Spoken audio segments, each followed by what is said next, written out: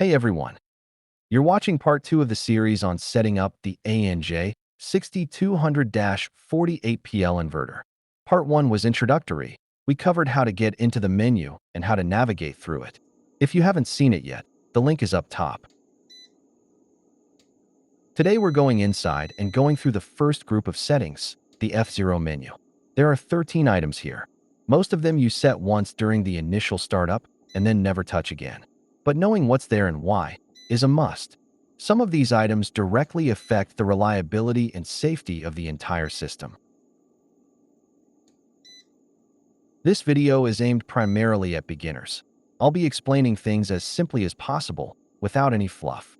But those who already know something about inverters will probably find useful details here too.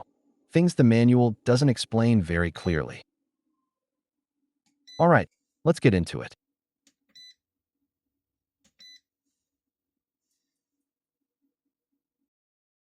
Menu item F001 Input Voltage Range.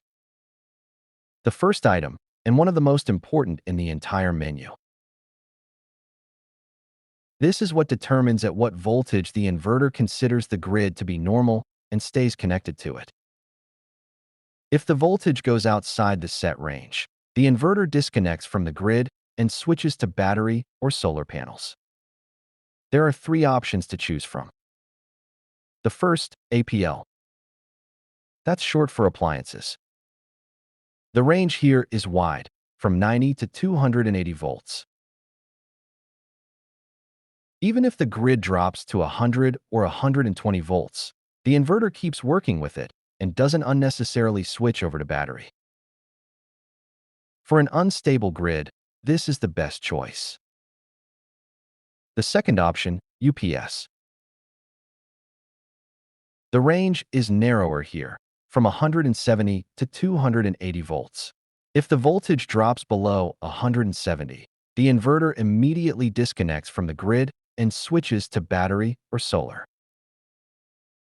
This mode is suitable for sensitive equipment, computers, servers, medical devices, anywhere you need stable and clean voltage with no dips whatsoever. The third option, Gen, meaning generator.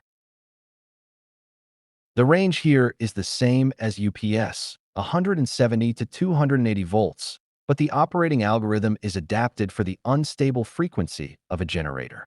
If you're connecting a generator, pick this one. For most home systems in Ukraine, I recommend APL. The wide range lets you get the most out of the grid even when voltage quality is poor and avoids unnecessary battery cycling, which directly extends battery life. And one more technical detail worth knowing. In APL mode, the switchover time to battery when the grid goes down is up to 20 milliseconds. In UPS mode, up to 10. For most loads, you won't notice the difference. But if you have very sensitive equipment where every millisecond matters, keep that in mind.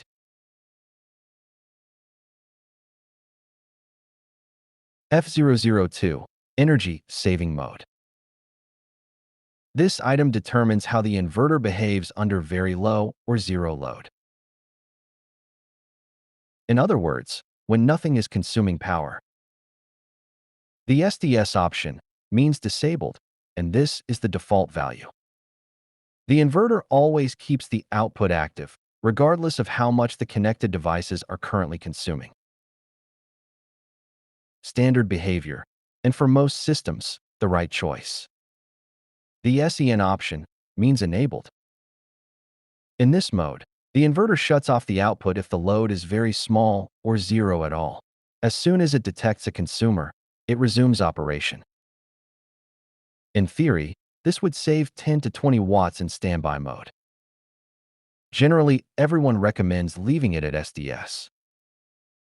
But here I still don't understand whether it's a firmware thing or the conditions in my setup aren't met for enabling economy mode. I can't change this setting on my unit, and what's the point of this item if I can't even enable it?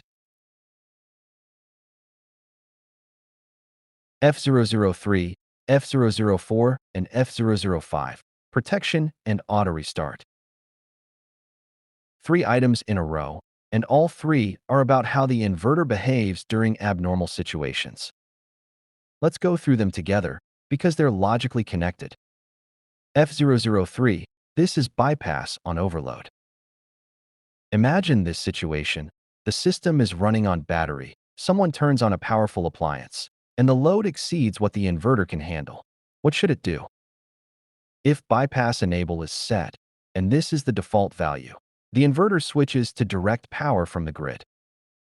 The load keeps running, nobody notices a thing. If bypass disable, the inverter simply shuts off the output. All connected devices lose power. Here I recommend leaving bypass enable. If someone turns on an iron or a powerful kettle and the inverter can't handle it, it's better to switch over to grid than to leave the whole house without power. That seems logical.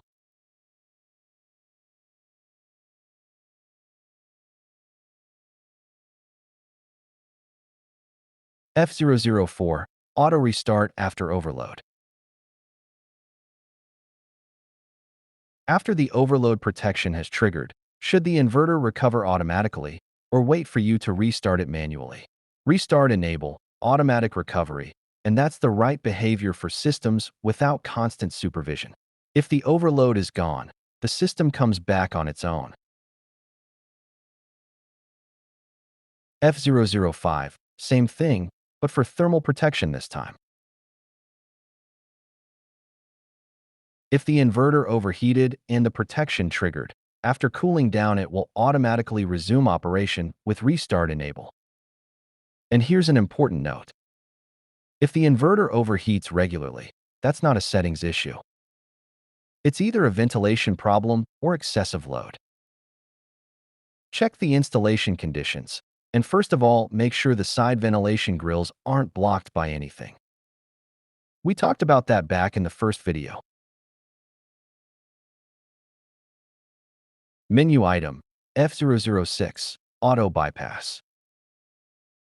Bypass is a mode where the inverter passes the grid voltage directly to the output, bypassing its own electronics. Basically, at that moment it just steps aside. Manual, the default. Bypass is only activated manually. Auto, the inverter automatically passes the grid to the output when normal voltage is present, even if the inverter itself is switched off. The load will always have grid power as long as the grid is there, even during inverter maintenance. This mode is useful where power continuity is critically important. For a typical home system, manual is perfectly sufficient.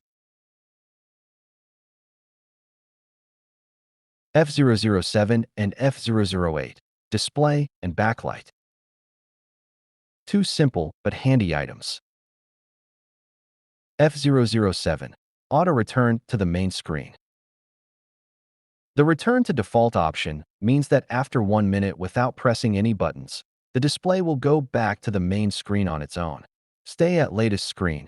It stays on whichever screen you left it on. Choose whichever you prefer here. It doesn't affect system operation at all. F008, display backlight. If the inverter is in a dark room and you want to see the readings, leave it on. If you want to reduce standby consumption slightly, you can turn it off. The difference is small, but it's there. F009, buzzer mode. Probably one of those items people ask about most often. Because the inverter's beeping can start getting on your nerves, especially at night. There are 4 modes here. Mode 1, buzzer completely off. Total silence, no matter what happens.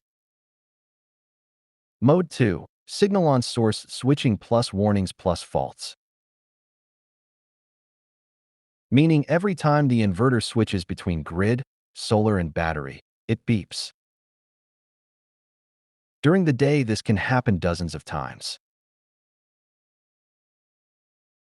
Mode 3, signal only on warnings and faults, no sound on source switching. Mode 4, only on actual faults. This is the default value. I recommend leaving Mode 4.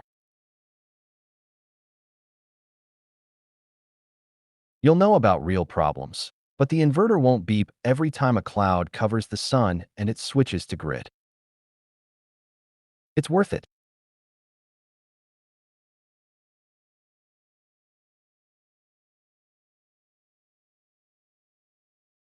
Menu item F0010 Modbus ID. This is the inverter's address in the Modbus network for monitoring and automation systems. The range is from 1 to 247. The default is 1. If you have a single inverter and you're not planning to connect it to a monitoring system via Modbus, just leave it at 1 and don't touch this item. If you're connecting multiple inverters or integrating with Home Assistant via Modbus, each device needs a unique address here.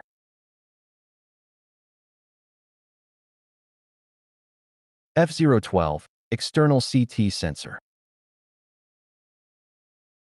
This item is related to the zero export to grid mode, the so-called ZC function. We'll cover that in detail in the next video when we go through the F1 menu. For now, brief and to the point. This, the default value. The inverter uses its own built-in sensor. Suitable for basic configurations. ENA, external CT sensor enabled, which is installed on the main supply wire of the house. This lets the inverter see the consumption of the entire house in real time, not just what's connected directly to it. And here's a very important point. If you plan to use ZC mode, and most people do, you need to not just enable ENA here, but physically install the CT sensor at the main intake. Without this, ZC won't be able to correctly control power flows, and the system may start pushing energy into the grid even if you don't want it to.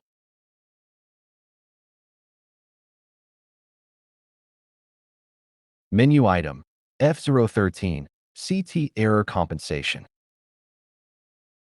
This is a calibration coefficient for the external CT sensor.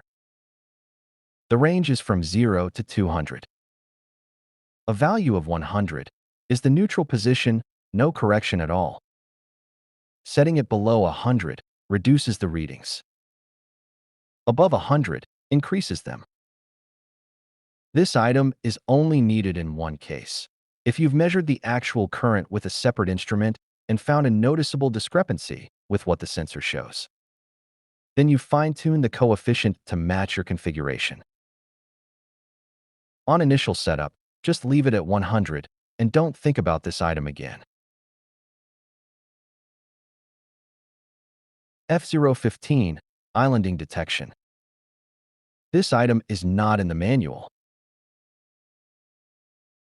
It only appears in inverter versions with an extended firmware, specifically in our ANJ-6200-48PL Wi-Fi model. Official confirmation of this function was received from the manufacturer's technical support. What is islanding mode? It's a situation where the inverter continues to power the load from solar panels or battery at the moment when the grid has already been disconnected, but the inverter doesn't know this and keeps maintaining voltage on the line. This is genuinely dangerous for electricians working on what they believe is a de-energized line.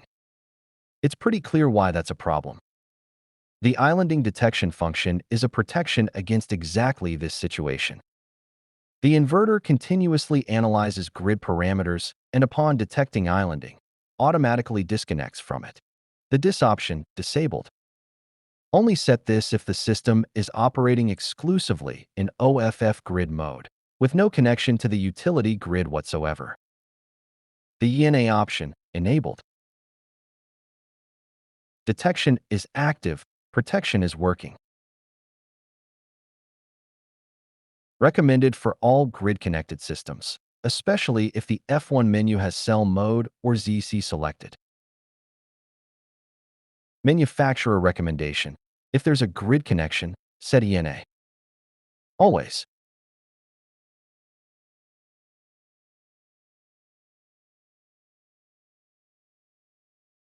Alright, we've gone through the F0 menu completely.